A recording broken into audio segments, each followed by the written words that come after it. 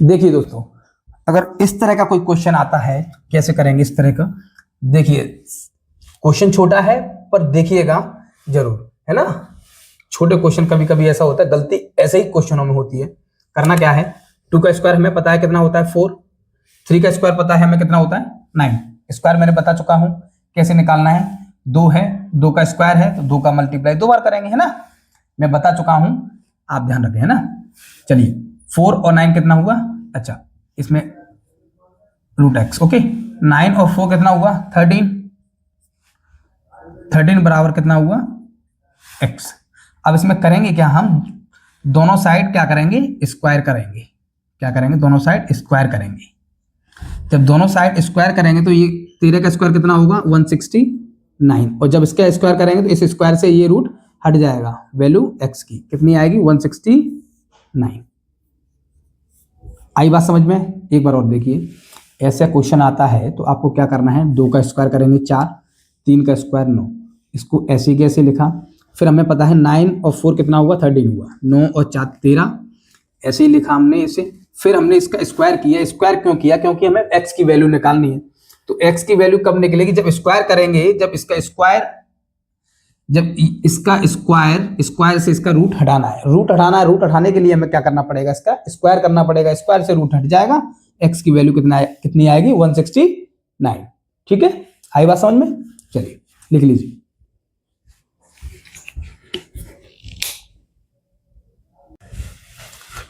चलिए देखिए, अगर इस तरह से क्वेश्चन दे दे और उसकी वैल्यू पूछे, इसे मत लिखिए, है ना। वो पूछ रहा है इसका स्क्वायर रूट कितना है, ये कितने का स्क्वायर रूट है ना, ये कितने का स्क्वायर है। ऐसा करेंगे कैसे, देखिए हमें पता है, इसमें जोड़ा बना लीजिए 2 2 का, ठीक है।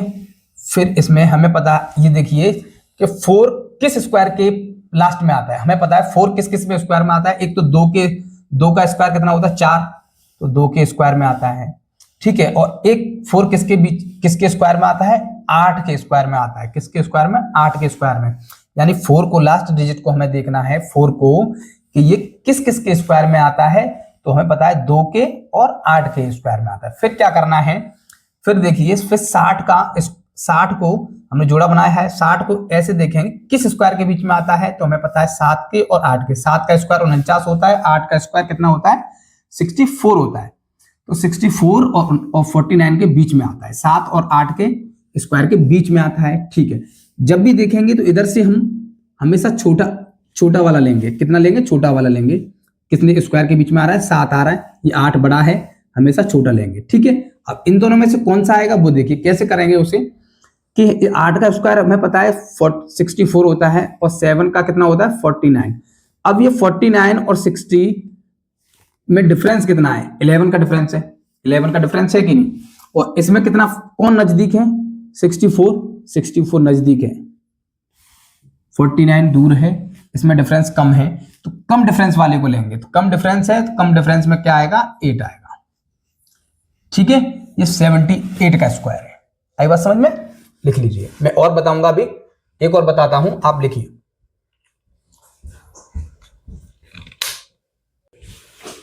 देखिए दोस्तों, एक और देखिए, जैसे कि 20 25 ये कितने का स्क्वायर है। देखिए हमें पता है 5 केवल 5 के स्क्वायर में आता है। कितने के स्क्वायर में आता है 5 के स्क्वायर में आता है। और किसी में कोई 5 आता है नहीं आता है। तो सीधे इसका तो हमें पता चल गया 5 आएगा पीछे, राइट। अब बात आती है इसकी, ये कितने के स्क्वायर के बीच में आता है 4 और 5 के बीच में। 4 का स्क्वायर कितना होता है 16, और 5 का स्क्वायर कितना होता है 25। 16 और 25 के बीच में आता है 20। अब हमें पता है इधर से हम कौन सा लेते हैं, हमेशा छोटा लेते हैं, याद रखिएगा। कौन सा लेते हैं, हमेशा छोटा लेते हैं। तो छोटा लेते हैं तो 4 रख दीजिए, आगे आंसर 45 का स्क्वायर यही आएगा, ठीक है। चलिए लिख लीजिए।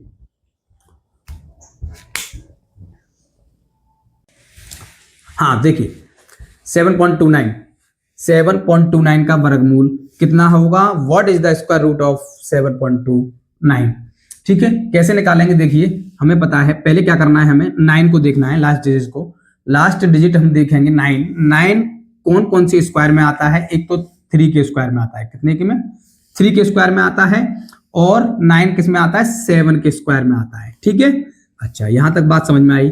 चलिए अब 7 कितने के स्क्वायर में आता है, हमें पता है 2 और 3 के स्क्वायर के बीच में आता है। ठीक है, 2 का स्क्वायर कितना होता है 4, 3 का स्क्वायर कितना होता है बेटा 9 होता है। इन दोनों के बीच में आएगा 4 और 9 के बीच में आएगा 7। अच्छा, यहां से हमें पता है कि हमेशा छोटा लेते हैं, याद है मैंने बताया था आपको, हमेशा छोटा लेंगे। अब इन दोनों में से क्या लेंगे, ये देखिए 4 और 7 में डिफरेंस कितने का है 3 का। कितने का डिफरेंस है बेटा 3 का। और 9 और 7 में डिफरेंस कितने का है 2 का। तो जिसमें कम डिफरेंस होगा उसी को लेंगे। इसमें 2 का डिफरेंस है तो कौन सा नंबर आएगा 7 आएगा। लेकिन पॉइंट कितने के बाद लगा है 2 के बाद। जब स्क्वायर रूट निकालेंगे तो पॉइंट कितने के बाद लगेगा 1 के बाद। ठीक है, 2.7 आंसर होगा, लिख लीजिए।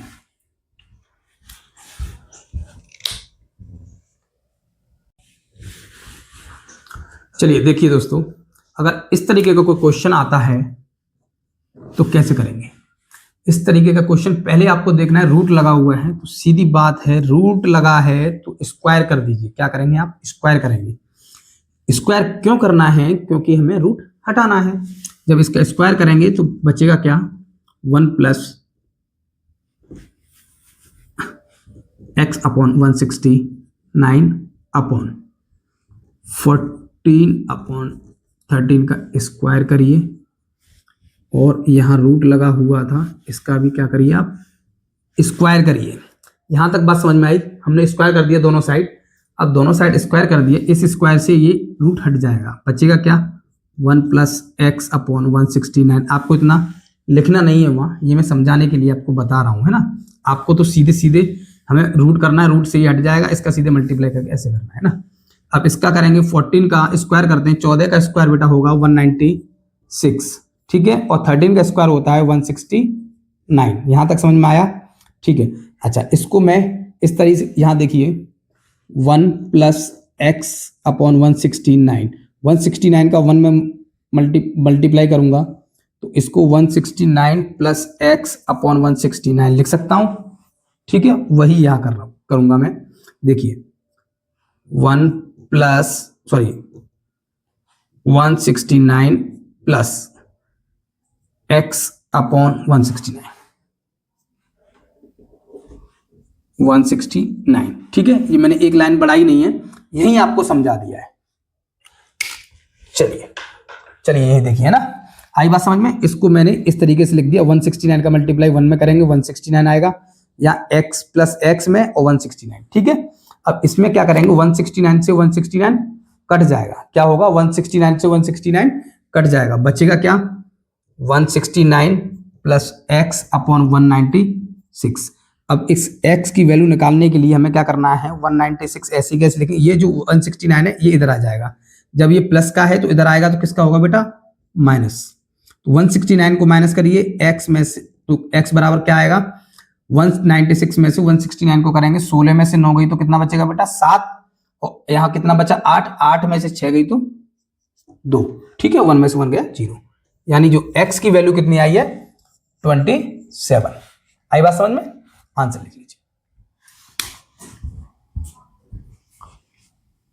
चलिए आइए दोस्तों, अगर इस तरह से कोई क्वेश्चन आता है रूट में 1296 इक्वल टू 36 हो तो इतने का मान बताइए। करना क्या है, इसमें कुछ भी नहीं करना है। आपको लग रहा है बड़ा है लेकिन कुछ भी नहीं करना है। देखिए 1-2 मिनट में हो जाएगा, कोई दिक्कत नहीं, ज्यादा टाइम लगेगा ही नहीं।